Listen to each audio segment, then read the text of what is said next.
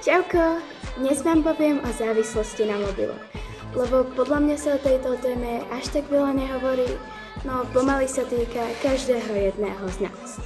Závislosť na mobile, často nazývaná nomofóbia, strach z nepoužívania mobilu, postihuje až 58% mužov a 47% žien, ktorí sa bez telefónu cítia v úzkosti alebo stresovaní.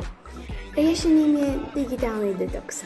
Stanovenie si pravidiel, napríklad žiadny telefón pri jedle, alebo kľúčové príznaky závislosti od mobilu.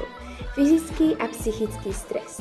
Úzkosť, keď je telefón vyvitý, bez signálu, alebo nie je na blízku. Neustála kontrola, nutkanie kontrolovať správy, e-maily alebo sociálne siete. Poruchy spánku a nervozita, narušený spánkový cyklus a podráždenosť a sociálna izolácia, uprednostňovanie virtuálneho sveta pred reálnymi vzťahmi. Ako bojovať so závislosťou?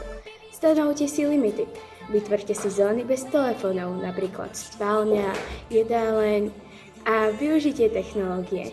Nastavte si funkciu čas obrazovky, screen time na iPhone alebo podobné aplikácie v Androide. Vzory pre deti. Pri deťoch je kľúčové, aby sami rodičia nepoužívali telefón neustále. Keď už si závislí na mobile, bude to ťažké, aby si prestal. Nepôjde to hneď, no postupom času určite. Len si to musíš priznať.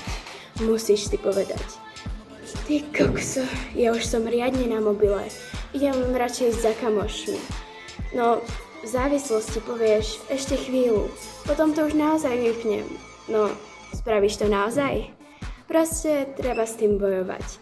Ver mi, potom ti bude lepšie. A áno, aj ja teraz točím na mobil, ale používam ho ako nástroj. Takže nie som závislá na mobile. A ty?